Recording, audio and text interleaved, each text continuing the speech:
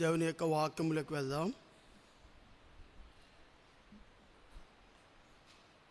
రెండవ దినవృత్తాంతాల గ్రంథం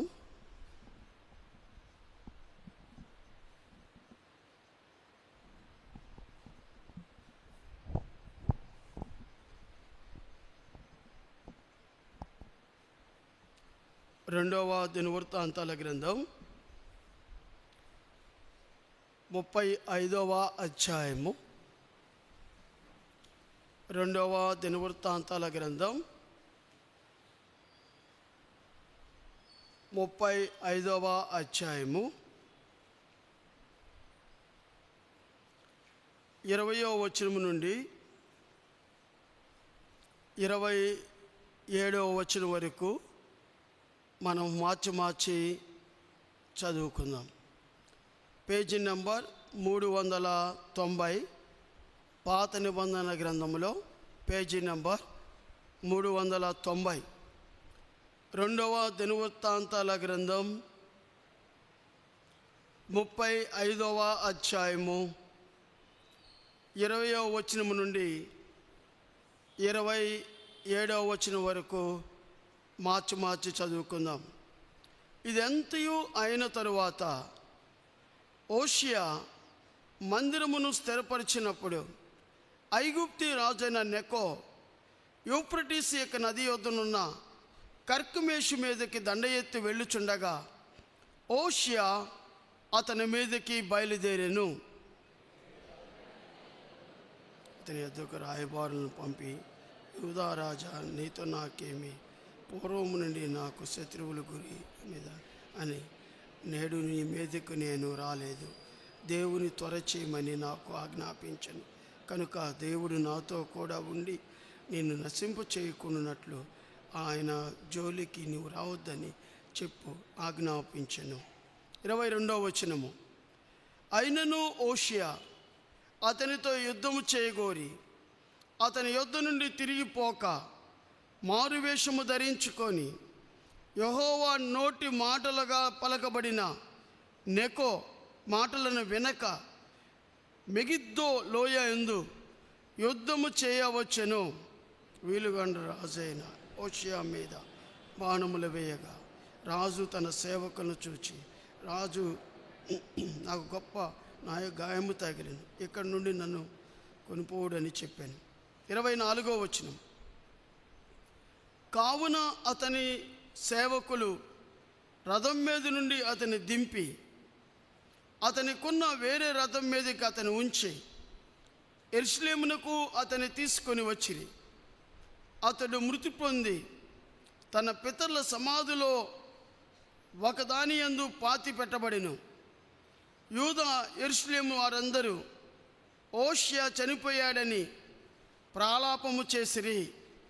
ఇర్మియాయు హోషేయను గూర్చి ప్రాలాపవాక్యం చేసిన గాయకురాండ్రందరూ తమ ప్రాలాప వాక్యములతో అతను గూర్చి పలికిరి. నేటి వరకు హోషేయ గూర్చి ఇశ్రాయేలులో ఇలాగు చేయుట వాడుకాయను ప్రాలాప వాక్యములలో వాడు రాయబడి ఉన్నవి. 26వ వచనము. హోషేయ చేసిన ఇతర కార్యములన్నిటిని గూర్చి యెహోవా ధర్మశాస్త్ర విధులను అనుసరించి అతను చూపిన భయభక్తులు గూర్చి అతను చేసిన సమస్త క్రియలను గూర్చి ఇశ్రాయేలు రోదల రాజుల గ్రంథమునందు రాయబడి ఉన్నది. దేవుడి వాక్యము మన వినికిల్లో ఆశీర్వదించి మనకు అర్థమయ్యే రీతిగా బోధించులాగున ప్రభు సహాయం కోరుకుందాం. తల వంచండి, ప్రార్థన చేసుకుందాం. మా ప్రేమ కలిగిన మా ప్రియ పరలోకపు తండ్రి, నీకు ఎలాది వందనాలు, స్తుతులు, స్తోత్రాలు చెంచుకున్నాం. వాక్యము నీది, ప్రజలు నీవారు, బోధించువాడు నీవు. నాతో మాట్లాడండి, నీ ప్రజలతో మీరు మాట్లాడండి. మీ మెల్లైన స్వరాన్ని మీ బిడ్డలు అనుభవించులాగున, నీ సన్నిధిని అనుభవించులాగున, మీ ప్రసన్నతను చూడులాగున వాక్యం యొక్క ప్రత్యక్షత వాళ్ళు గ్రహించులాగున, నేను కూడా గ్రహించులాగున మాకు సహాయం చేయమని కోరుకుంటూ, బలలో యోగ్యముగా పాలు పొందే కృపను మాకు అనుగ్రహించమని కోరుకుంటూ, యేసు నామములో ప్రార్థించి మిక్కింత వేడుకున్నాం తండ్రి, ఆమేన్. దేవుని బిడ్డలారా, ఈ 2వ దినవృత్తాంతాల గ్రంథంలో కొంతమంది యూదా రాజులు ఉన్నారు. ఈ యూదా రాజుల్లో ఒక రాజు పేరు యెషయా కాదు, ఓషియా. ఓషియా రాజుని మనం ఇక్కడ చూస్తాం. ఓషియా రాజు వెళ్ళి ఒక లోయలో యుద్ధం చేస్తాడు.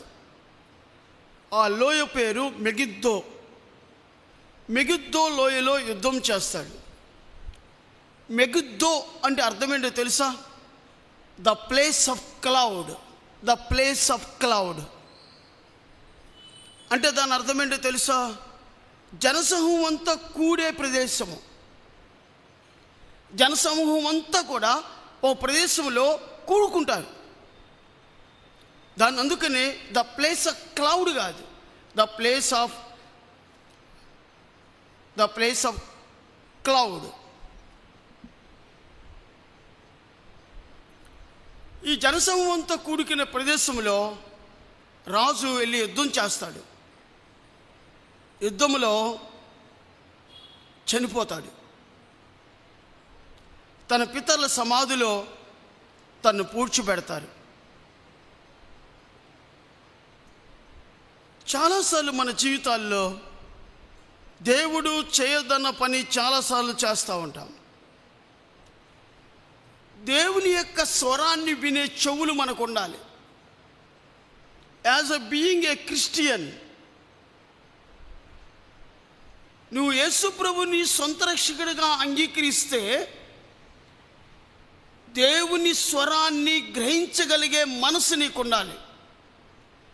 దేవుని యొక్క వాక్యాన్ని యొక్క ప్రత్యక్షత నీకు ఉండాలి.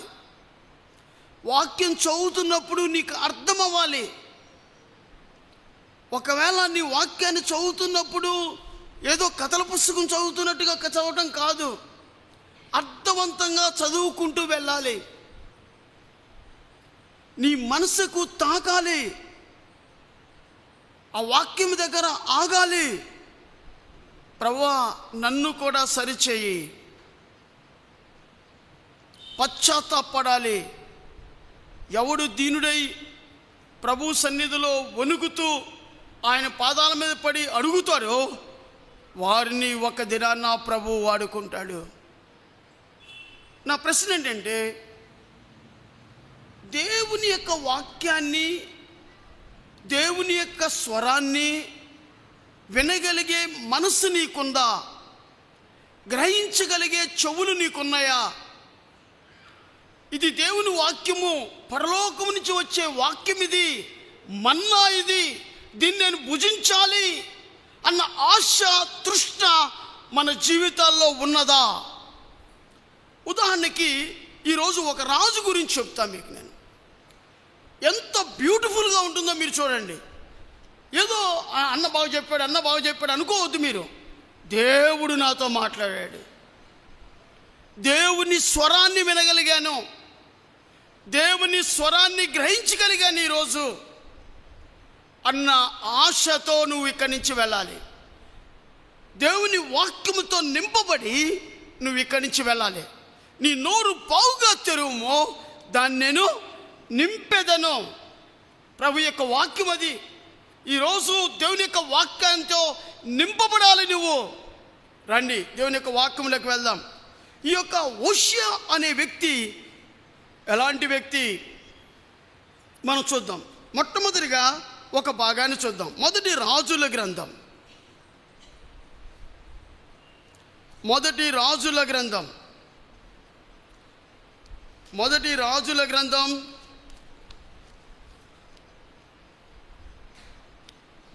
13వ అధ్యాయము 2వ వచనము. ఆ దైవజనుడు మొదటి రాజుల గ్రంథం 13వ అధ్యాయము 2వ వచనము. ఆ దైవజనుడు యెహోవా ఆజ్ఞ చేత బలిపీఠమునకు ఈ మాట ప్రకటన చేసెను.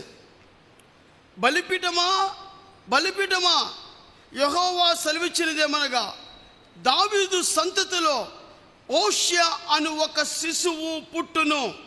నీ మీద ధూపం వేసిన ఉన్నత స్థలము యొక్క యాజకులను అతడు నీ మీద అర్పించును. అతడు మనుషుల శల్యములను అతడు నీ మీద అర్పించును. అతడు మనుషుల యొక్క శల్యములను నీ మీద దహనము చేయను. మీకు ఈ వాక్యంలో చదివితే కొంచెం అర్థం కాదు, ఏంటి ఈ వాక్యం అనుకుంటాం మనం. ఒక భాగాన్ని మాత్రం చదువుతాను నేను. చూడండి, దేవుని దావీదు సంతతిలో హోషియా అను ఒక శిశువు పుట్టును. అంటే దావీదు యొక్క వంశములో నుంచి ఒక శిశువు పుట్టబోతున్నాడు. అతని పేరు హోషియా అని ఒక దూత వచ్చి ప్రకటన చేసింది. అంటే హోషియా పుట్టక తలికే గాడ్ హ్యాస్ అ ప్లాన్.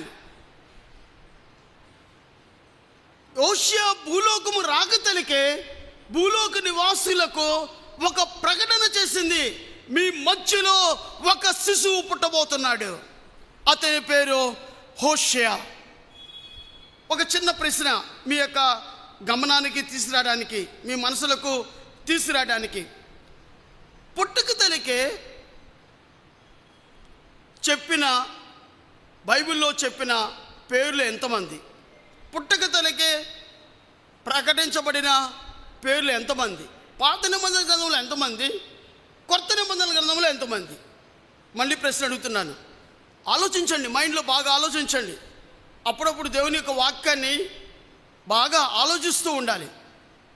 పుట్టుక తలికే పేరు ప్రకటించాడు ప్రభు, ఆయా భక్తుల ద్వారా ప్రకటింపజేశాడు. పాత నిబంధన గ్రంథంలో ఎంతమంది? పుట్టక తలికే ఇంకా భూలోకం రాలేదు వాళ్ళు. పుట్టక తలికే కొంతమంది పేర్లు వచ్చినాయి. పాత నిబంధన గ్రంథంలో ఎంతమంది? కొత్త నిబంధన గ్రంథంలో ఎంతమంది? మొత్తం కలిపితే ఎంతమంది? మొట్టమొదటిగా పాత నిబంధన గ్రంథంలో మనం చూద్దాం. పాత నిబంధన గ్రంథంలో ఇద్దరు కనబడతారు. పుట్టక తలికే పేరు ప్రకటించబడిన వ్యక్తి పేరు శాంసన్ అని అంటారు. మనోహకి చెప్పాడు, నీకు ఒక బిడ్డను ఇవ్వబోతున్నాను, అతని తల మీద ఒక మంగళ కత్తి రాకూడదు, అతను ఫిలిష్తీయుల చేతిలో నుండి నేను ఉపయోగించబడే ఇశ్రాయేలు ప్రజలు రక్షించడానికి ఉపయోగించబడే సాధనం అతను. మనోహగా చెప్పారు. రెండవ వ్యక్తి హోషియా. పాత నిబంధన గ్రంథంలో రెండవ వ్యక్తి ఎవరంటే హోషియా. మరి కొత్త నిబంధన గ్రంథంలో మనం చూస్తే పుట్టక తలికే పేరు ప్రకటించబడిన వ్యక్తి యోహాను. రెండవ వ్యక్తి మనం చూస్తే యేసు ప్రభువారు. పుట్టక తలికే ఆయన పేరును బైబిల్ గ్రంథంలో మనం చూసాం. కొత్త నిబంధనలో ఇద్దరు చూస్తాము, పాత నిబంధన గ్రంథంలో ఇద్దరు చూస్తాము.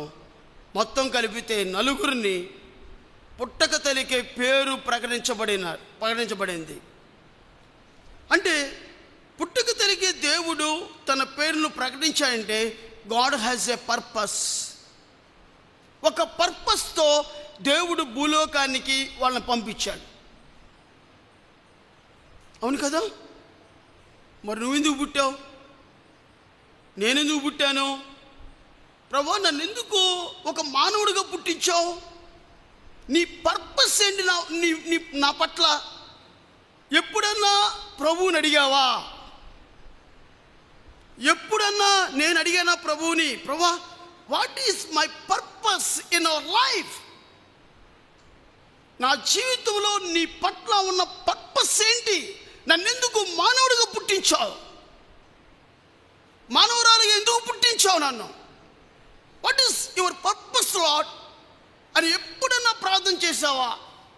ప్రభు యొక్క చిత్తాన్ని ఒకవేళ నీకు తెలిస్తే, ప్రభు యొక్క పర్పస్ నీకు తెలిస్తే, ప్రభు యొక్క చిత్తాన్ని భూలోకములో నెరవేర్చేవాడిగా నువ్వు ఉన్నావా? లేకపోతే మా దేవుడు మనల్ని ఏ జంతువుగానో, ఏ పందిగానో, ఏ కుక్కగానో పుట్టించవచ్చు కదా. ఎందుకు మానవునిగా పుట్టించాడు? నువ్వేం చేయకూడదా? దేవుని పని ఏం చేయకూడదా? దేవుని ఇంట్లో ఏ పని చేయకూడదా? సేవ చేయకూడదా? పాటలు పాడకూడదా? ఊరికి రావటం, సిట్ డౌన్ అండ్ గో, అంతేనా? దానికోసం ప్రభు నిన్ను పుట్టించాడా? ప్రభు కోసం మండుచు ప్రకాశించేవాడిగా నీ జీవితంలో ఉన్నావా? ఆలోచించు. మీకు ఒక ఆలోచన రేకెత్తించాలనే నా యొక్క తపన, నా కోరిక. నేను ఎందుకు మానవుడిగా పుట్టించాడు ప్రభు. బైబిల్లో ఒక భక్తుడు ఉన్నాడు, అతని పేరు యోహాను. అతను ఎందుకు పుట్టాడంటే, అతను పుట్టినందున అనేక మంది సంతోషించాడు. అతను పుట్టినందున అనేక మంది సంతోషించారు. నువ్వు నేను పుట్టడం వల్ల ప్రజలు ఏడుతున్నారా, సంతోషపడుతున్నారా? ఆలోచించండి. ఈ మధ్యాహ్న కాల సమయంలో కొంచెం ఆలోచన శక్తి ప్రభు నీకు దయచేయునుగాక. ఎలా వచ్చావో వాళ్ళు తిరిగి వెళ్ళడం కాదు, కానీ రోషంతో, ప్రభు కోసం రోషంతో తిరిగి వెళ్ళాలి. చూడండి, బైబిల్లో ఒక వ్యక్తి ఉన్నాడు. అతను పుట్టినందున వల్ల అనేక మంది సంతోషించారు. అంత మాత్రమే కాదు, యోహాను మండుచు ప్రకాశించేవాడిగా ఉన్నాడు. ఆ మంట, ఆ ప్రకాశత నీలో ఉన్నదా? అసలు మన్నించబడాలనే కోరిక నీలో ఉందా? ఆశ నీలో ఉందా? నీలో ఆశ చాలా ఉండొచ్చు. I may become a doctor, I may become engineer, I may become a collector, I may IAS officer అవ్వచ్చు, నీవు ఉండొచ్చు. కానీ ఆ ప్రదేశంలో కూడా మండుచు ప్రకాశించేవాడిగా ఉన్నావా? ప్రభు ఏ స్థానంలో ప్రభు నీ నుంచాడో అక్కడ నువ్వు మండుచు ప్రకాశించేవాడిగా ఉన్నావా? ఆలోచించు, నిదానంగా ఆలోచించు. ఒంటరిగా కూర్చో, వాక్యాన్ని మళ్ళీ విను. ఆన్లైన్లో కూడా ఉంటుంది, విను. ప్రభు నాతో మాట్లాడాడు. ఈరోజు పుట్టక తనకే ఓషియా అని పేరు ప్రకటన చేయబడింది భూలోకంలో. ఇతను పుట్టాడు, ప్రభు చెప్పినట్టుగానే పుట్టాడు. పుట్టి ఏమయ్యాడు చూద్దారని రెండవ రాజుల గ్రంథం 22వ అధ్యాయం 22వ అధ్యాయం చూడండి. 2వ వచనం నుంచి చదువుతున్నా నేను.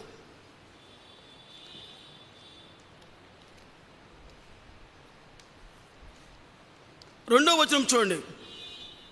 అతడు యెహోవా దృష్టికి యథార్థముగా నడుచుకొనుచు కుడి ఎడమలకు తిరగక తన పితరులకు దావీదు చూపిన ప్రవర్తనకు సరిగ్గా ప్రవర్తించెను. పైన మొదటి వచనం కూడా చదువుతాను.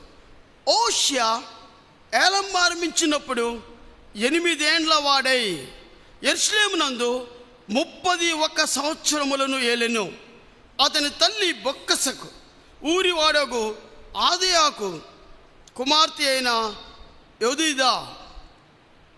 ఏ వయసులో అతడు రాజైపోయాడు? మొదటి వచనంలో ఉంది, 8 ఏళ్ళప్పుడే అతడు యూదా సామ్రాజ్యానికి యెరూషలేమునకు రాజుగా మారిపోయాడు. 8 years బాయ్. నాకు అనిపిస్తుంది 8 ఏళ్ళ కుర్రవాడు ఒక 3000 సంవత్సరాల క్రితం పుట్టాడు అనుకుందాం. మనలాగా మానవుడికి పుట్టాడు. 8 ఏళ్ళ కుర్రవాడికి ఆ అడ్మినిస్ట్రేషన్ పవర్ ఎలా వచ్చింది? 8 ఏళ్ళ కుర్రవాడికి అంత నాలెడ్జ్ ఎలా వచ్చింది? 8 ఏళ్ళ కుర్రవాడు ఎంత చురుగ్గా ఉంటాడో రాజు అవుతాడు. ఆలోచించండి, కొంచెం జాగ్రత్తగా ఆలోచించండి. 8 ఏళ్ళ వయసులో అతడు మహా చదువుతుంటే 3rd క్లాస్ చదువుతాడేమో. 3rd క్లాస్ చదువుతాడేమో. 6 ఏళ్ళప్పుడు 1st క్లాస్, 7 ఏళ్ళప్పుడు 2nd క్లాస్, 8 ఏళ్ళప్పుడు 3rd క్లాస్. మన పిల్లలు కూడా 3rd క్లాస్ చదువుతున్నారు కూడా. ఇంత నాలెడ్జ్తో ఉన్నారా? ఆ అడ్మినిస్ట్రేషన్ పవర్తో అంత నాలెడ్జ్తో ఫిల్ అవుతున్నారా? స్కూల్లో ఉన్నప్పుడు ఆ పాఠాలు గ్రహించగలిగే, మాస్టర్ చెప్పే పాఠాలు గ్రహించగలిగే శక్తి సామర్థ్యాలు మన పిల్లల్లో ఉన్నాయా? మనం కూడా ఆ ఏజ్ నుంచి వచ్చాం కదా, మనకున్నాయా? ఆలోచించండి.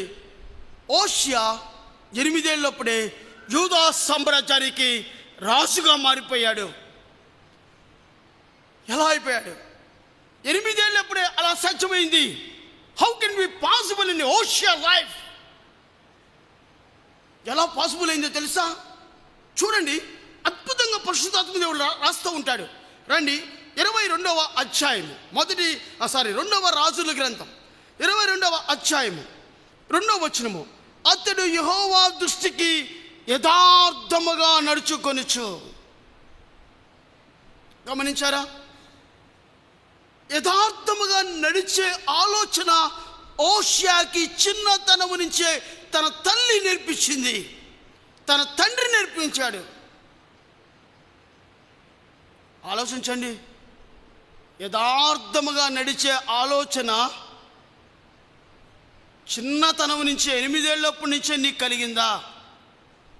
అబద్ధం ఆడకూడదు, దొంగతనం చేయకూడదు, ప్రభు పైనున్నాడు, భూలోకంలో నేనున్నాను, నన్ను చూస్తున్నాడు అని 8 ఇయర్స్ అప్పుడే ఆ మనస్సు హోషేయ కలిగింది. నీకు నాకు కలిగిందా? 8 ఇయర్స్ అప్పుడు నేను యథార్థంగా నడుచుకోవాలి, పర్ఫెక్ట్గా నన్ను ఉండాలి.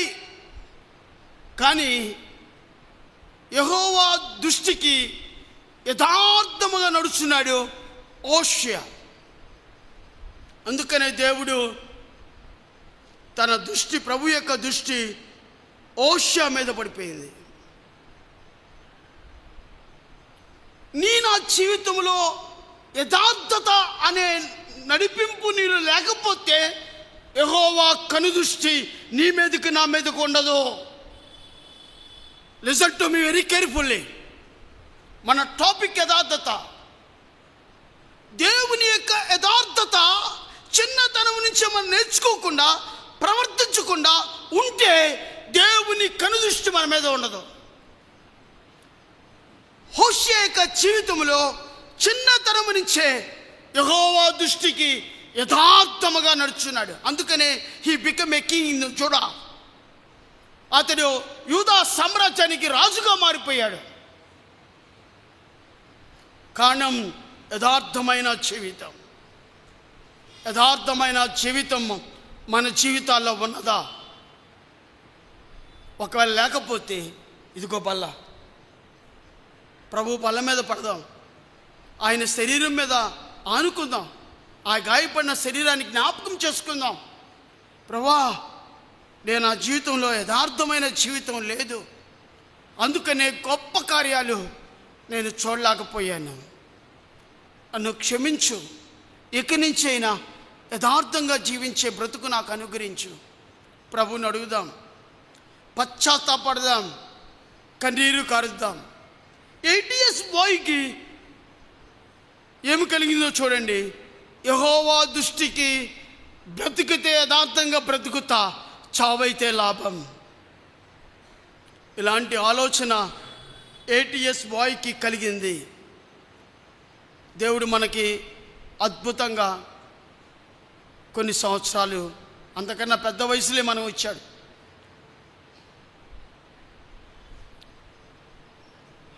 కొంతమంది 7 times, కొంతమంది 8 times, కొంతమంది 10 times మల్టిపుల్గా పెరిగిపోయింది మన వయసు. ఆయా వయసుల్లో యథార్థంగా జీవించే ఆలోచన మనకున్నదంటావా?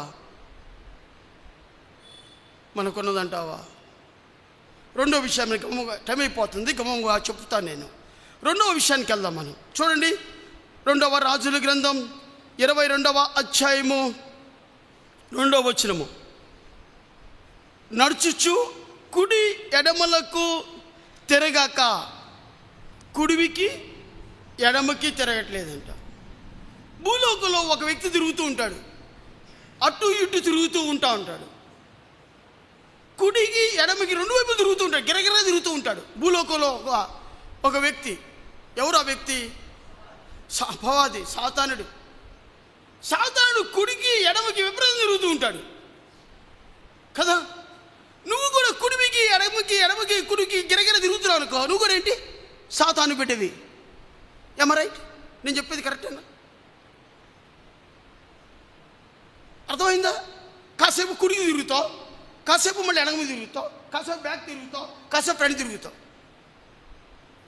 ఇలా తిరుగుతుంటే నువ్వు ఎవరు బిడ్డవి? సాతాను బిడ్డవి. కానీ హోషేయ కుడికి ఎడమకి తిరగట్లేదంట. తిరిగితే ప్రభు వైపు తిరిగే మనసు హోషేయ జీవితంలో ఉంది. ఎన్నేళ్ళప్పుడు? 8 years బాయ్. 8 years బాయ్ కుడిమికి ఎడమకి తట్టు తిరగకున్నాడు. పెద్దోడంటే ఇష్టం, పెద్దోడు వైపు తిరుగుతాడు. చిన్నోడంటే ఇష్టం, చిన్నోడు వైపు తిరుగుతాడు. ఎదుటోడు మధ్యోడు అంటే మధ్యోడు వైపు తిరుగుతాడు. కొంతమంది తల్లిదండ్రులు తిరుగుతూ ఉంటాడు, ఇలా తిరుగుతూ ఉంటాడు. అలా తిరగలేదు హోషేయ. బ్రతికిన చావైన ప్రభు కోసం ఉన్నాడు. అతని పేరే హోషేయ. 8 ఏళ్ళప్పుడే he become a king in Judah. యూదా సామ్రాజ్యానికి 8 ఏళ్ళప్పుడే అంత గొప్పగా ఉండటానికి కారణం ఏంటంటే కుడిమికి ఎడమకి ఎన్నడూ తిరగలేదు అతను. మూడోది చూద్దాం రండి. చూద్దాం. మొదటిది చెప్పాను, యెహోవా దృష్టికి యథార్థంగా ప్రవర్తిస్తూ ఉన్నాడు. 2, కుడిమికి ఎడమకి తిరిగే మనసు తన జీవితంలో లేనే లేదు. చూడండి. మూడవది సరిగ్గా కుడిమికి ఎడమకు తిరగక తన పితరుడగు దావీదు చూపిన ప్రవర్తనకు సరిగ్గా ప్రవర్తించెను. అతడు 8 years అప్పుడే he knows my grand father David. చిన్నతనం నుంచే he knows the grand father of David. ఎవరు? తన పితరుడైన దావీదు గురించి తెలుసు. చిన్నతనం నుంచే మా తాత ఎలా ప్రవర్తించాడో ఐఎమ్ డూయింగ్ లైక్ దట్. సరిగ్గా ప్రవర్తిస్తా. మా తాత ఎలా ప్రవర్తించాడో నేను కూడా అంతే ప్రవర్తిస్తా. మన లైఫ్ స్టైల్ ఎలా ఉందో చూడండి. తన లైఫ్ స్టైల్ ఎలా ఉందో చూడండి. ఎవరిని ఎగ్జాంపుల్గా తీసుకున్నాడంటే తన పితరుని ఎగ్జాంపుల్గా తీసుకున్నాడు. నిన్ను ఎగ్జాంపుల్గా తీసుకునే మనవడు నీకున్నాడా? నిన్ను ఒక ఎగ్జాంపుల్గా తీసుకునే మీ యొక్క మనవడు మనవరాలు నీకున్నారా? మా తాత స్టైల్లో నేను జీవిస్తా, మా నాన్న స్టైల్లో నేను జీవిస్తా, మా నాన్న ప్రవర్తించిన ప్రవర్తన ప్రకారం నేను ప్రవర్తిస్తా, మా అమ్మ ప్రవర్తించిన ప్రవర్తన ప్రకారం నేను ప్రవర్తిస్తా అనే పిల్లలు మీకున్నారా? ఆలోచించు. మందిరానికి వెళ్తున్నాం అలా అనవచ్చదు. Something land today. ఏదో ఒక నేర్చుకో. ఈరోజు ఏదో ఒక నేర్చుకుని వెళ్ళు. ఉట్టిగా వెళ్ళొద్దు. హోషేయ తన పితరుడైన దావీదు యొక్క ప్రవర్తించిన ప్రవర్తన అంతటిని జ్ఞాపకం చేసుకొని మా తాత ఎలా ప్రవర్తించాడో, ఎలా పర్ఫెక్ట్ లైఫ్ కలిగి ఉన్నాడో, ఎలాంటి యథార్థ జీవితాన్ని కలిగి ఉన్నాడో, కుడిమికి ఎడమకి తెలకుండా ఎలా ఉన్నాడో అలా నేను జీవించాలి. ఇలాంటి ఎగ్జాంపుల్ కలిగిన పిల్లలు నీకున్నారా? ఒక మాదిరైన కుటుంబంలో ఒక మాదిరైన ఫాదర్గా, ఒక మాదిరైన తల్లిగా నువ్వు ఉన్నావా? లేకపోతే this is the right time. ఇదే అనుకూలమైన సమయము. ప్రభు దగ్గర, ప్రభు బల్ల దగ్గర పశ్చాత్తాపడి కన్నీరు కార్చడానికి. ప్రభా నేను లేనయ్యా, నన్ను క్షమించయ్యా, నన్ను క్షమించు ప్రభా. ప్రభుని అడుగు. అద్భుతంగా ప్రభు నిన్ను మారుస్తాడు. ఈ కొత్త జీవితమే, ఈ శాశ్వత జీవితంలోనే ఒక ఎగ్జాంపులర్గా దేవుడు నిన్ను ఉంచుతాడు. ఎవరి మధ్య తెలుసా? నీ భార్య మధ్యలోనే, నీ పిల్లల మధ్యలోనే, నీ యొక్క బంధువుల మధ్యలోనే ఒక ఎగ్జాంపులర్ ఫాదర్గా, ఒక ఎగ్జాంపులర్ మదర్గా ప్రభు నిన్ను మారుస్తాడు. ప్రభుని అడుగు, అలా నువ్వు ఎందుకు ఉండకూడదు? చైల్డ్హుడ్ డేస్ అయిపోయింది, యంగ్స్టర్ లైఫ్ అయిపోయింది, ఒక మెన్ ఒక ఉమెన్ లైఫ్ స్టైల్ అయిపోయింది, ఓల్డ్ మెన్ లైఫ్లోకి వచ్చేసాం. ఇప్పుడైనా ఒక ఎగ్జాంపులర్ ఫాదర్గా, ఒక ఎగ్జాంపులర్ మదర్గా నువ్వు ఉన్నావా? నిన్ను చూసి ఏమి నేర్చుకుంటున్నారు? కానీ హోషేయ చూడండి, తన పితడైన దావీదుని జ్ఞాపకం చేసుకున్నాడు. బైబిల్లో మీరు చూడండి, కొంతమంది రాజులను చూడండి, కొంతమంది భక్తులు మీరు చూడండి, డేవిడ్ని ఫాలో అయిన వ్యక్తులు ఎవరికైనా నాకు కనపడలా. తన మనవడైన హోషేయ డేవిడ్ యొక్క ప్రవర్తన అంతటిని ప్రకారం ప్రవర్తించాడు. డేవిడ్ అనగానే ఎవరు కనపడతాడు? తన యొక్క పాపాన్ని కనపడింది. అదొక ముద్ర పడిపోయింది. డేవిడ్ అనగానే ఆయన నా గురించి తెలుసులే, ఆయన పాపం చేశాడుగా, అది కనబడుతుంది మనకి ఎక్కువగా. ఏదైతే చెడ్డ కార్యం ఉందో అది బాగా కనబడింది. కానీ చిన్నవాడైన హోషేయ తన యొక్క చెడ్డతనాన్ని చూడలేదు, కానీ తనలో ఉన్న యథార్థతను చూశాడు. తనలో ఉన్న యథార్థతను చూడగలిగినాడు. తన చెడ్డ క్రియలను జ్ఞాపకం చేసుకోలేదు, కానీ తన ప్రవర్తన అంతటి ప్రకారము ప్రవర్తించాడు హోషేయ. అందుకనే he became a king of the Judah. యూదా సామ్రాజ్యానికి గొప్ప రాజు అయిపోయాడు. ఏ ఏజ్లో? 80 years boy. 80 years boy. 80 years అప్పుడే నీ బిడ్డలు అంత అద్భుతంగా ఆస్వాదించబడాలంటే పితరులు ఎలా ఉండాలి? మనం ఎలా ఉండాలి? మన జీవితం ఎలా ఉండాలి? మన బ్రతుకు ఎలా ఉండాలి? ఆలోచించు. ఈ ఉదయకాల సమయంలో ఆలోచించు. నీ బ్రతుకు ఎలా ఉంది? నా బ్రతుకు ఎలా ఉంది? ప్రభా, నా పిల్లలకి ఎగ్జాంపులర్గా లేదు ప్రభా, నన్ను క్షమించు, నీ రక్తముతో నన్ను కడిగి పవిత్రపరచు ప్రభా, ఒక ఎగ్జాంపులర్గా నన్ను ఉంచు ప్రభా నా కుటుంబంలో అని నువ్వు ఎందుకు ప్రార్థన చేయకూడదు? ఆలోచించు.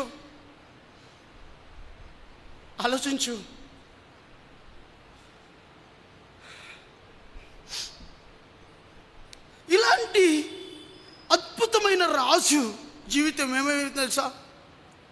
రండి దేవుని యొక్క వాక్యంలోకి వెళ్దాం. 2వ దినవృత్తాంతాల గ్రంథం 35వ అధ్యాయం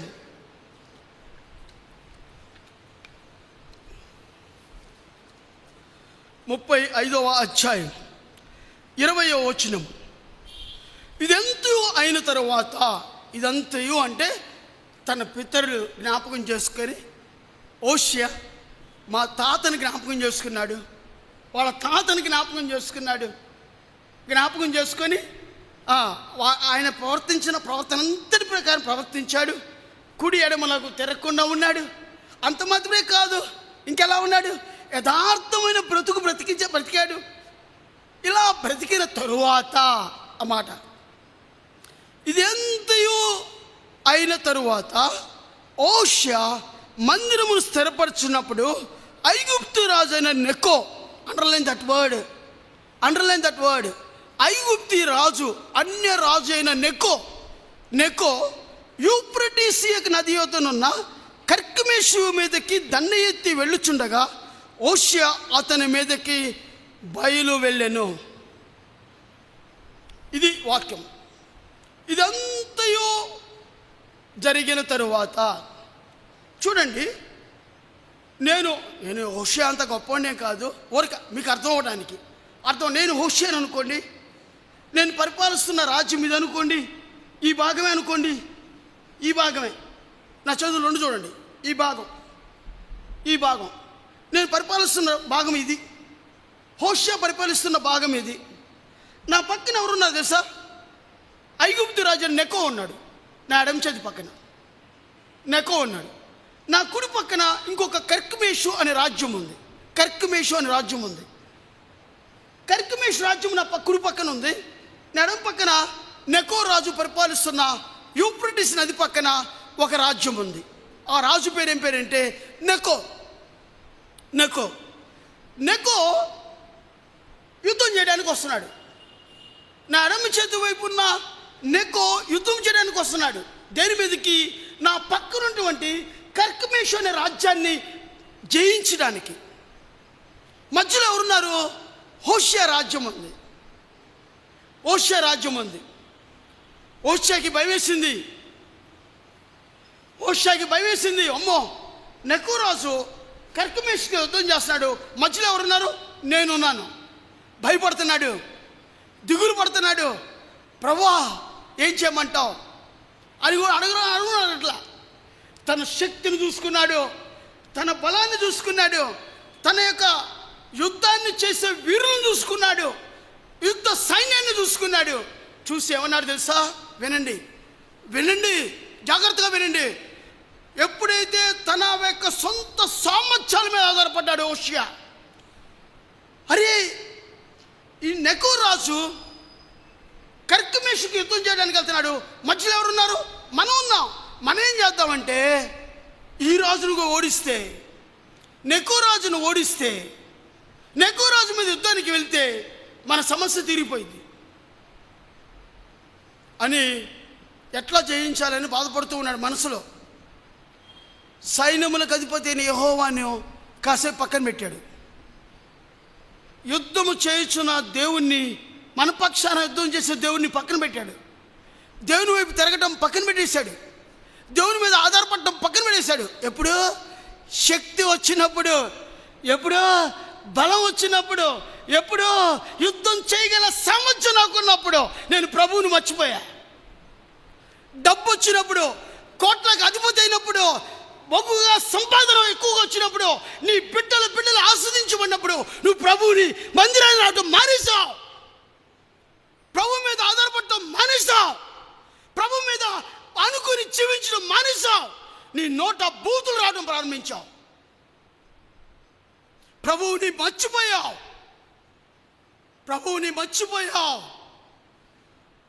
విచ్చలవిడిగా మాట్లాడటం ప్రారంభించావు. విచ్చలవిడిగా ప్రభువుని మర్చిపోయి, ప్రభు మందిరాన్ని మర్చిపోయి కూడా మాట్లాడటం ప్రారంభించావు. ప్రభు అంటే భయం లేకుండా ప్రవర్తించావు.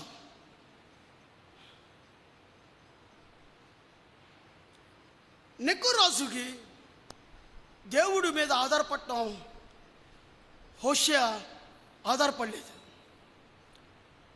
మన దేవుడు ఎంత గొప్పవాడో తెలుసా? హోషేయ దేవుడిని అడగల. హోషేయ దేవుని మీద ఆధారపడలా. హోషేయ ప్రభువా ఏం చేయమంటావు అని అడగల. ప్రభువా నెకో రాజు నా మీదకి యుద్ధానికి వస్తున్నాడు, ఏం చేయమంటావు అని ప్రభువుని అడగల. ఏం చేశాడు తెలుసా? అతని మీద యుద్ధం చేయడానికి వెళ్తున్నాడు. కానీ ప్రభు ఎంత గొప్పవాడో తెలుసా?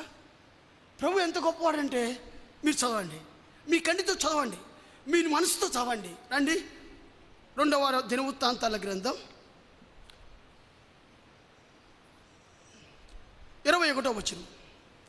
అయితే రాజైన నెకో అతని యొద్దకు రాయబారులను పంపి, యూదా రాజా, నీతో నాకేమి? పూర్వం నుండి నాకు శత్రువులకు వారి మీదకే కానీ నేడు నీ మీదకు నేను రాలేదు.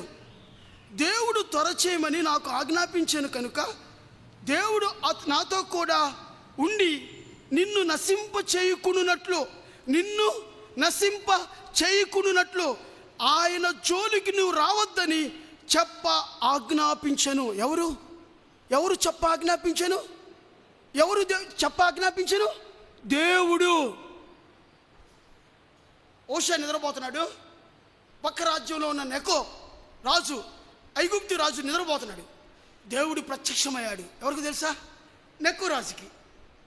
నెకో, నీ మధ్యలో ఎవరున్నారు? నా బిడ్డ అయిన హోషేయ ఉన్నాడు. అది ఎవరి రాజ్యం తెలుసా? నా రాజ్యం, నా బిడ్డ రాజ్యం. అతను జోలికి వెళ్ళొద్దు, అతను చంపను ఉద్దేశించొద్దు, అతను జోలికి వెళ్ళొద్దు, అతనితో యుద్ధం చేయొద్దని రాత్రి కల్లో నెకోకి దేవుడు వార్నింగ్ ఇచ్చాడు. What a God!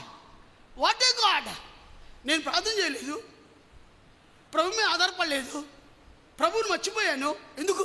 నా కండబలం చూసి, నా శక్తిని చూసి, నా బలం చూసి, నాకున్న ఆస్తి అదంతా ఎవరిచ్చారు? దేవుడిచ్చారని విషయం కూడా మర్చిపోయాను. దేవుడి మీద ఆధారపడమే మర్చిపోయాను. కానీ నువ్వు మర్చిపోయినా, నేను మర్చిపోయినా, నా దేవుడు నన్ను మర్చిపోలేదు. అర్థమైందా మీకు? నా దేవుడు నా జీవితాన్ని మర్చిపోలేదు, నన్ను జ్ఞాపకం చేసుకున్నాడు. What a God! నువ్వు ప్రార్థన చేయకపోయినా, నీకు ఎలాంటి మనసు లేకపోయినా, కఠినమైన హృదయం ఉన్నప్పటికీ దేవుడు అన్యాయం చేయుట అసంభవం. నువ్వన్నా మర్చిపోవచ్చు, కానీ ప్రభు మర్చిపోడు. ఎలా చెబుతావు బ్రదర్? ఎలా చెబుతావు? ఉదాహరణ ఇదే. నెకో ఎంతో అద్భుతంగా అన్యజనుడైన రాజు నెకో యేసుప్రభు నమ్ముకున్నాడా? నమ్ముకోలేదు. మందిరానికి వెళ్తాడా? వెళ్ళలేదు. అన్యజనుడైన నెకో దేవుడు ప్రత్యక్షమయ్యాడు.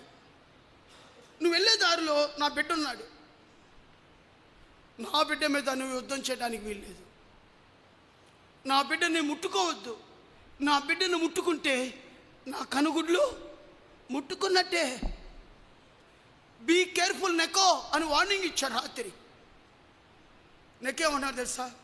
నేను నీ జోలికి రావట్లేదు, దేవుడు నాకు ఆజ్ఞాపించాడు, నాకు నీతో యుద్ధం చేయొద్దని ఆజ్ఞాపించాడు. అన్యజనుడైన నాకు నీ దేవుడు ప్రత్యక్షమయ్యాడు. అన్యుడైన నాకు నువ్వు పూజించే దేవుడు నాకు ప్రత్యక్షమయ్యాడు. అన్యుడికే దేవుడు ప్రత్యక్షమైతే ఏ రోజైనా ప్రభువు నమ్ముకొని, ప్రభు ప్రార్థన చేస్తూ, ప్రభు వాక్యాన్ని చదువుతూ దేవుడు నీకు ప్రత్యక్షమైన రోజులు ఎన్ని? ఆలోచించు. దేవుడు ప్రత్యక్షమయ్యాడా? నెకోకి దేవుడు ప్రత్యక్షమయ్యాడు. టైం అయిపోతుంది.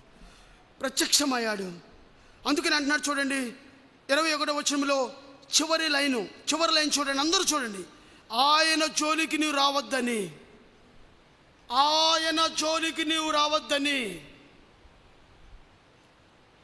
నువ్వు రావద్దు నెకో. నా బిడ్డ అయిన యోషియా జోలికి నువ్వు రావద్దు. పై వచనం చూడండి, దానిపై వచనం, దేవుడు నాతో కూడా ఉండి నిన్ను నశింప చేయకుండానట్లు, నీతో యుద్ధం చేయకుండానట్లు, నిన్ను నశింప చేయకుండానట్లు ఆయన జోలికి నువ్వు రావద్దని చెప్పనాజ్ఞాపించాను.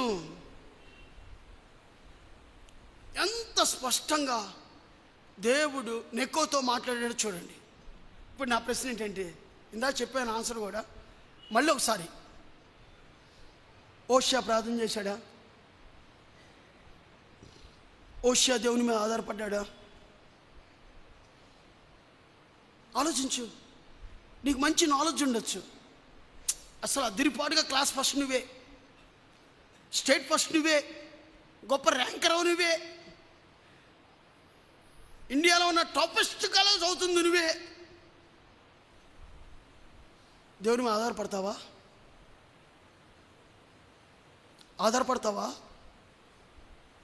దేవుని మనసు మీద ఆనుకుంటావా? దేవుని మీద ఆనుకొని జీవిస్తావా? ఓషియా కూడా చూడండి, గొప్ప రాజే, సైన్యం, మంచి సైన్యం ఉంది, ఉన్నత శిఖరాల్లో ఉన్నాడు ఓషియా. దేవుని ప్రార్థన చేయలే. నీ బిడ్డలు బాగా సంపాదిస్తున్నారని నీ గర్వం ఏమైనా వస్తుందా? ప్రభువా, నా బిడ్డల్ని ఈ స్థితి తీసుకెళ్ళినందుకు నీకు వందనాలైనా ఎప్పుడని చెప్పావా? నీ నోడితే ఎప్పుడన్నా, అయ్యా నా మనవల్ని, మనవ సంతానాన్ని ఈ రీతిగా ఆశీర్వదించావు, నీకు వందనాలు ప్రభువా అని ప్రభు మీద ఆధారపడడం నేర్చుకున్నావా? నా బిడ్డలు ఈరోజు అస్థితిలో ఉన్నారంటే, అయ్యా అది కేవలం నీ కృపని ప్రభువా అని ఆధారపడి ప్రభు మీద వాళ్ళ గురించి ప్రార్థన చేసే రోజులు ఉన్నాయా? ప్రార్థన చేసిన దినాలు ఎన్ని? ప్రభువా నా బిడ్డను కాపాడయ్యా. ప్రభు మీద ఆధారపడే మనసు నీకుందా? ఓషియా ప్రార్థన చేయకపోయినా, ఓషియా దేవుని మీద ఆధారపడకపోయినా, ఓషియా దేవుని మీద ఆనుకొని పోయినా దేవుడు మర్చిపోలేదు హోషేయ యొక్క జీవితాన్ని. అర్థమైందా?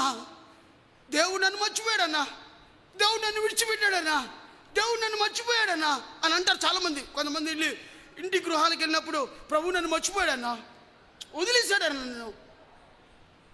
ఆయన అన్యాయం చేయుట అసంభవం. దేవుడు పూనుకున్నాడు, ఇదిగో హోషేయ, అతని జోలికి నువ్వు వెళ్ళొద్దు, అతని చంపను ఉద్దేశించొద్దు. అతడు ఎవరో తెలుసా? నా బిడ్డ. నాతో నువ్వు యుద్ధం చేయగలుగుతావా? నేనెవరో తెలుసా నీకు? సైన్యములకు అధిపతి అయిన యెహోవాను నేను. ఎమ్మన్నే అన్యజనుడైన నిన్ను ఎక్కువ ఉనిగాడు. ప్రభువా, నేను చేయలేను, నీ జోలికి నేను రాను ప్రభువా. అతని ఆ రాజ్యం మీద నుంచి వెళ్తున్నప్పటికీ అతని వైపు తొంగు కూడా చూడను ప్రభువా. నెక్కో ఉనికాడు కానీ, దేవుని చూసి నెక్కో ఉనికాడు కానీ హోషేయ వనకలేదండి. అర్థమవుతుందా మీకు? దేవుని వాక్యం అర్థమవుతుంది. తెలివిగా మాట్లాడుతున్నాను నేను. అర్థమవుతుందా? నెక్కో అన్యుడైన నెక్కో ఉనికాడే కానీ దేవుడి భక్తుడైన, దేవుని ఎదురు యథార్థంగా జీవించిన, కుడి ఎడమలో తిరగన హోషేయ మాత్రం వనకలేదండి. వనకల, భయపడలా. ఏం చేశాడు? రండి రండి. 2వ దినవృత్తాంతాల గ్రంథం 35వ అధ్యాయం 22వ వచనం. అయినను హోషేయ అతనితో యుద్ధము చేయగోరి అతని యొద్ద నుండి తిరిగిపోక మారువేషం ధరించుకొని యెహోవా నోటి మాటలుగా పలకబడిన నెకో మాటలు వినక మెగిద్దోలో యందు యుద్ధము చేయవచ్చెను. దేవుడు అన్నాడు, హోషేయ అతనితో యుద్ధం చేయబాకు, అతని జోలికి వెళ్ళొద్దు, అతని జోలికి నువ్వు వెళ్ళొద్దు. కొంతమంది చాలామంది అనుకుంటారు, ఎదుటోడు మౌనంగా ఉంటే చేతకనడం అనుకుంటారు కదా. అబ్బే వాడు వేస్ట్ అండి, వాడు వేస్ట్ ఫెలో అండి, వాడు నోరెత్తడండి, వాడు ఏం మాట్లాడడం చేత కదండి, అందుకనే వాడు పారిపోయాడు, నా నుంచి పారిపోయాడు, మౌనంగా వెళ్ళిపోయాడు. కారణం దేవుడు అన్నాడు, వార్నింగ్ ఇచ్చాడు, హోషేయ వెళ్ళొద్దు. దేవుని స్వరాన్ని విన్నాడు, మౌనంగా వెళ్ళిపోవాలి. కానీ హోషేయ వెళ్ళిపోలేదు. మారువేషం ధరించుకొని నెకోకి ఆజ్ఞాపించిన విషయం నాకు తెలిసింది. ఒక్కోసారి హోషేయకి కూడా తెలుసు, దేవుడు నెకోతో మాట్లాడినట్టుగా హోషేయ గ్రహించాడు. అందుకనే ఒకవేళ దేవుడు మాట్లాడినా కూడా నేను యుద్ధానికి వెళ్తున్నానంటే ఎలా వెళ్ళాలి? మారువేషం వేసుకోవాలి, మాస్క్ పెట్టుకోవాలి, నా కళ్ళు మాత్రమే కనపడాలి, నా మొహం అంతా కనపడకూడదు, నేను హోషేయ రాజుని అనుకోకూడదు. దేవుడు అన్నాడు, వద్దురా బాబు, నువ్వు వెళ్ళబాకరా, నువ్వు చేయొద్దురా, వాళ్ళతో యుద్ధం చేయబాకరా, వద్దు, నీ జోలికి రారా, నువ్వు దూరంగా కూర్చోరా, సిడౌన్ ఫస్ట్ రా అని దేవుడు మొత్తుకున్నాడు. కానీ హోషేయ మారువేషం ధరించుకున్నాడు, మాస్క్ పెట్టుకున్నాడు. ఎవరితో యుద్ధం చేయడానికి? నెకోతో యుద్ధం చేయడానికి యుద్ధం చేస్తున్నాడు. నెకో రాజుతో హోషేయ యుద్ధం చేస్తున్నాడు. నెకో రాజు గుర్తుపట్ల హోషేయ రాజుని యుద్ధంలో బాణాలేసి చంపేశాడు. బాగా బలమైన గాయం తగిలింది హోషేయకి. బలమైన గాయం తగిలి తగలంగా అక్కడ ఉన్న సేవకులను పిలిచావన్నాడు తెలుసా? గబక్కన నన్ను రథం ఎక్కించు, పక్క రథం మీదకి ఎక్కించు, పక్క రథం మీద ఎక్కించాడు. దారిలో తీసుకెళ్తున్న మధ్యలోనే హోషేయ చనిపోయాడు. దేవుడు చేయొద్దన్న పని చాలామంది మళ్ళీ పూలుకుంటారు. దేవుడు వద్దన్న పని చేయడానికి మళ్ళీ ముందుకు దూకుతారు. పగ్గాలు వేసుకుని దూకుతారు, కొంతమంది గుర్రాలు వేసుకుని దూకుతారు. దేవుడు వేస్తే ఉండవు, భూలోకంలో లెక్కల జనాభాలో ఉండవు. Be careful.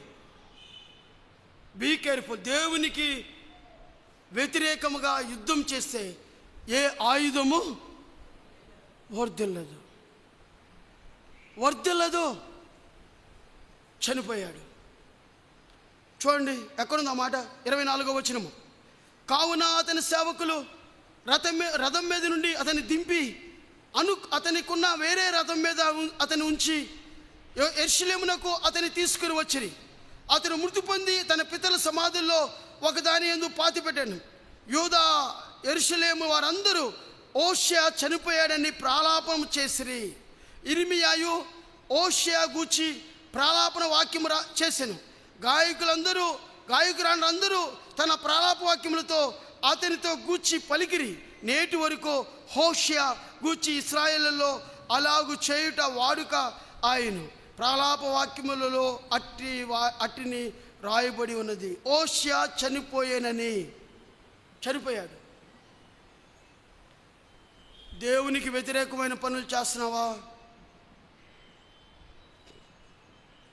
రహస్యంగా చేస్తున్నావా? వాళ్ళ దగ్గరికి వెళ్ళి వీళ్ళ దగ్గరికి వెళ్ళి వాళ్ళ దగ్గరికి వెళ్ళి వీళ్ళ దగ్గరికి వెళ్ళి చెడ్డగా మాట్లాడి నేర్చుకున్నావా? ఒకవేళ నేను తప్పు చేశాను, నాతో మాట్లాడు డైరెక్ట్గా. అన్నా నువ్వు ఈ తప్పు చేసావు, ఇంకెప్పుడు చేయబాకమ్మా, నేను చేయనమ్మా, క్షమించమ్మా అని ఒప్పుకుంటే కదా.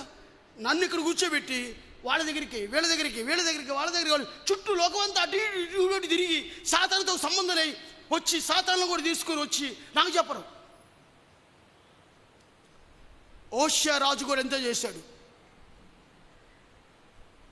హోషేయ దేవునికి వ్యతిరేకంగా యుద్ధం చేయడానికి వెళ్ళాడు, చనిపోయాడు. 7 లక్షణాలు కోల్పోయాడు తన జీవితంలో. అతను చనిపోవడమే కాదు, 7 లక్షణాలు కోల్పోయాడు. అయితే టైం సరిపోదని ఆలోచిస్తున్నాను, కబువు చెబుతాను.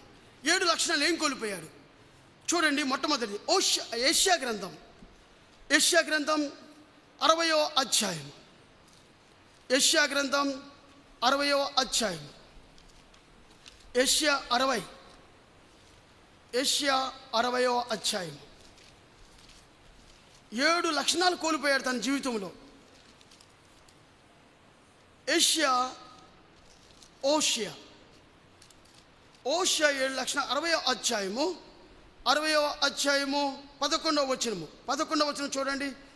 11వ వచనము, నీ యొద్దకు జనముల భాగ్యము తేబడినట్లు. జనముల భాగ్యము మెగిద్దో లోయ అంటే ద ప్లేస్ ఆఫ్ క్లౌడ్, జనములు కూడుకునే ప్రదేశము. ఆ జనముల మధ్య చనిపోయాడు హోషేయ. చనిపోయేటప్పుడు ఏం కోల్పోయాడు తెలుసా? జనముల యొక్క భాగ్యాన్ని కోల్పోయాడు.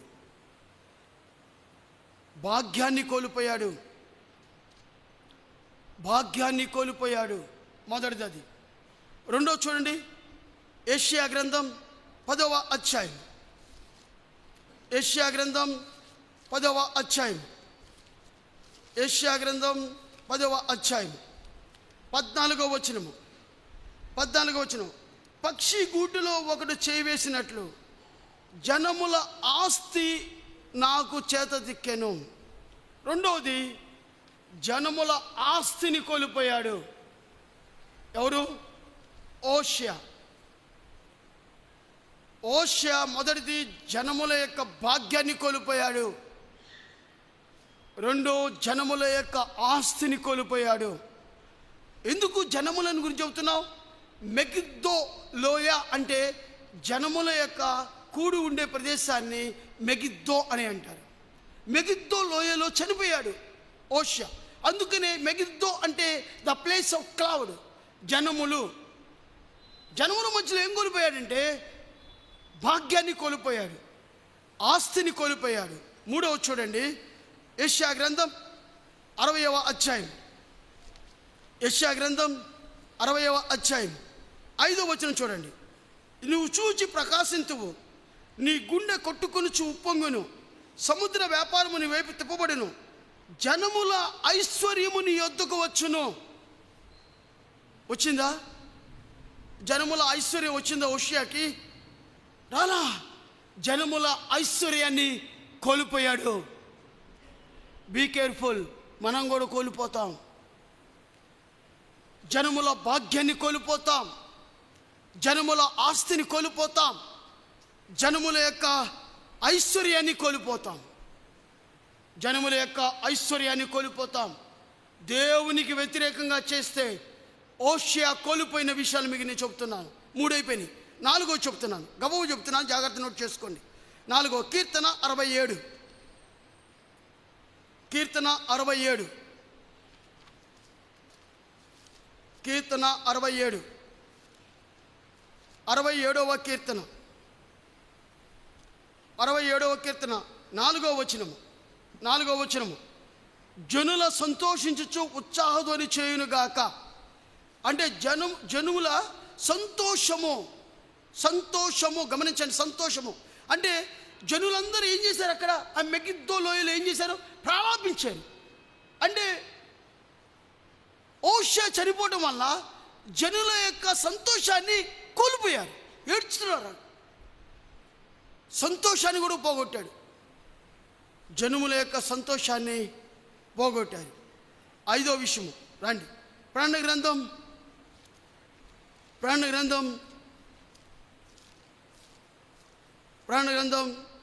21వ అధ్యాయం. ప్రకటన 21, 24వ వచనము. 24వ వచనం. ప్రకటన 21, 24. జనముల దానిని వెలుగునందు సంచరించురు. అంటే ఆ రాజ్యంలో వెలుగును పోగొట్టుకున్నాడు. Be careful. దేవునికి వ్యతిరేకమైన పని చేస్తే దేవుని వెలుగును పోగొట్టుకుంటాం.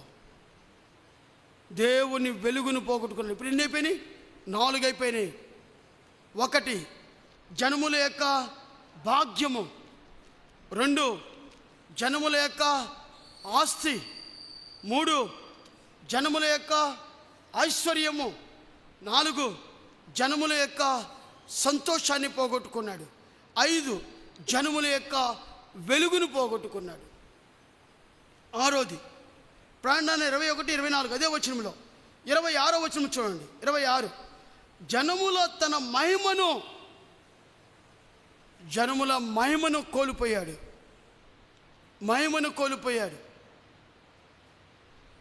ప్రభు యొక్క మహిమను కోల్పోయాడు ఆ రాజ్యంలోని. నువ్వు చేసే చిన్న పని నీ బిడ్డల మీదకి వస్తుంది. పశ్చాత్తాపడదాం ప్రభు దృష్టిలో. మన బిడ్డల మీదకి తెలికే ప్రభా నేను కుడిమి ఎడమకు తిరిగాను, యథార్థంగా ప్రవర్తించలేదు ప్రభా, నీ ప్రవర్తన అంతటి ప్రకారంగా నేను ప్రవర్తించలేకపోయాను, నన్ను క్షమించు ప్రభువా. జనముల ఆస్తిని కోల్పోయాడు హోషేయ. జనముల భాగ్యాన్ని కోల్పోయాడు. జనముల యొక్క ఐశ్వర్యాన్ని కోల్పోయాడు. జనముల యొక్క సంతోషాన్ని కోల్పోయాడు. జనముల యొక్క వెలుగును కోల్పోయాడు. జనముల యొక్క మహిమను కోల్పోయాడు.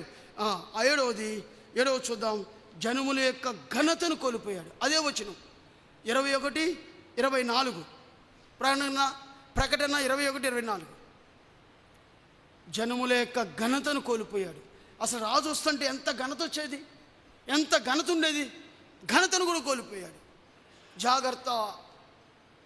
మన బిడ్డలు దేవుని మహిమ చూడకుండా ఉంటే అది ఎవరిదో తెలుసా? మందే తప్పు. మన బిడ్డలు దేవుని యొక్క ఘనతను చూడకపోతే తప్పేవో తెలుసా? నాదే. నా బిడ్డలు దేవుని మహిమను చూడకుండా, నా బిడ్డలు దేవుని యొక్క ఘనతను చూడకుండా, దేవుని యొక్క వెలుగును చూడకుండా, దేవుని యొక్క ఐశ్వర్యాన్ని చూడకుండా, దేవుని యొక్క భాగ్యాన్ని చూడకుండా, దేవుని యొక్క ఆస్తిని చూడకుండా ఉండడానికి కారణం నువ్వు నేనే. ప్రార్థన చేద్దాం. ఏమని ప్రార్థన తెలుసా? ప్రభువా నేను ఈ రీతిగా పాడవడానికి కారణం నేనే, తప్పు క్షమించండి. చూడండి, హోషేయ చనిపోయాడు కదా. హోషేయ చనిపోయాడు, చేశాడు, తప్పు చేశాడు, చనిపోయాడు. ఆ పాపం ఒరగబోలా. ఎవరి మీదకి వచ్చింది తెలుసా? రండి 36వ అధ్యాయం రండి. 2వ దినవృత్తాంతాల గ్రంథం 36వ అధ్యాయము రండి. ఇప్పుడు రండి. 2వ దినవృత్తాంతాల గ్రంథం 36వ అధ్యాయము. అప్పుడు చూడండి, యెహోవా రాజు ఏలన ఆరంభించినప్పుడు 20 ఏండ్ల వాడే యెరూషలేములో 3 నెలలు ఏలిన. 2వ లైన్ యెహోవా రాజు తన కుమారుడు యెహోవాహాజు రాజు ఏమయ్యాడు? పరిపాలన చేస్తాడు. అతను ఎలా నడిచాడంట చూడండి. 5వ వచనము 1, 2, 3వ లైను. ఎలా ఉన్నాడు? యెహోవా దృష్టికి చెడు నడత నడుచు చేత అతనికి మీద బబులోను రాజైన నెబుకద్నెజరు వచ్చి అతని బబులోనుకు తీసుకొని పోయి గొలుసులతో బంధించెను. ఇక్కడ యెహోవాహాజు రాజు, అతని కుమారుడని యెహోవాకీము. ఈ యెహోవా రాజు కూడా ఎలా నడిచాడంట? యెహోవా దృష్టికి చెడ్డగా నడిచాడు. మీరు ఇంటికి వెళ్ళి 36వ అధ్యాయంలో మొదటి 10 వచనాలు చదవండి. తన బిడ్డ చండాలంగా నడిచాడు యెహోవా దృష్టికి, తన బిడ్డ చండాలంగా యెహోవా దృష్టికి నడిచాడు. తన బిడ్డ కూడా చూడండి, అతని పేరు కూడా ఇక్కడ ఉంది. 9వ వచనము, యెహోవాకీను ఎలా ఆరంభించినప్పుడు 8 ఏళ్ళ వాడాయి, యెరూషలేములో 3 నెలలు 10 దినములు ఏళ్ళను. అతడు యెహోవా దృష్టికి చెడు నడత నడిచాను. చూసావా, నువ్వు చేసే చెడు నడత నీతోనే పోతుంది. ఎందుకు పోలేదు తెలుసా? చెప్పనా? ఎందుకు పోలేదు? తన బిడ్డల మీదకి ఎందుకు వచ్చింది? తన బిడ్డల మీదకి ఎందుకు వచ్చిందంటే, బతికుండగానే ఒప్పుకోలేదు తన పాపాన్ని. బ్రతికుండగానే తను చేసిన పాపాన్ని తన నోటితో ఒప్పుకోకుండా చచ్చిపోయాడు. ఆ పాపం అంటే నిలిచిపోయేలేకే ఆ పాపం ఎవరి మీదకి వచ్చింది? తన బిడ్డల మీదకి వచ్చింది. ఆ బిడ్డల మీద నుంచి అక్కడ అతను ఒప్పుకోలేదు. ఆ బిడ్డల మీద నుంచి తన రెండో బిడ్డల మీదకి వచ్చింది, 2వ తరం మీదకి, 3వ తరం మీదకి వచ్చింది. వాక్యం విన్నాను లేదా? అర్థమైంది కదా? ఇప్పుడు నేనేం చేయాలి? ప్రభువా, బతుకున్నగానే ఏం చేయాలి? మన పాపాన్ని మనం ఒప్పుకోవడానికి ఇష్టపడు. ఎలా ఒప్పుకున్నాం? అదుగో కలువరి శిలువ ఎలాడుతున్న యేసు వైపు చూడు. ఆయనే లోక రక్షకుడు, ఆయనే పాపుల రక్షకుడు, ఆయనే ప్రతి పాపాన్ని కడిగి పవిత్రపరిచే ఏకైక దేవుడు ఒక్కడే. ఆయనే ప్రభువైన యేసుక్రీస్తు వారు. ఆయన మీద పడదాం, ఆయన అడుగుదాం, ప్రభువా, నేను ఘోరమైన పాపిని, నన్ను క్షమించు ప్రభువా. ఈ మధ్యాహ్న సమయంలో నన్ను, నా కుటుంబాన్ని జ్ఞాపకం చేసుకో ప్రభువా అని ఆ సులువు మీద పడి మన పాపాలు మనం ఒప్పుకుందాం. మన పాపాలు మన నోటితో ఒప్పుకుంటే ఏమైతే తెలుసా? ఆయన నమ్మదగిన వాడు, నీతిమంతుడు కనుక సమస్త దుర్నీతి నుండి మనల్ని పవిత్రులుగా మార్చే దేవుడు. పవిత్రులుగా మారుస్తాడు, నీతిమంతులుగా మారుస్తాడు. ఆయన సొంత బిడ్డలుగా మనం మార్చుకుంటాడు. ఆయన సులువు దగ్గరికి వద్దామా? ఆయన సులువు మీద ఆధారపడదామా? ఆ సులువు మీద పశ్చాత్తాపడదామా? ప్రభువా, నన్ను కడుగు, నా కుటుంబాన్ని కడుగు, నా బ్రతుకుని కడుగు ప్రభువా అని ప్రార్థన చేద్దామా? తల వంచండి, ప్రార్థన చేద్దాం.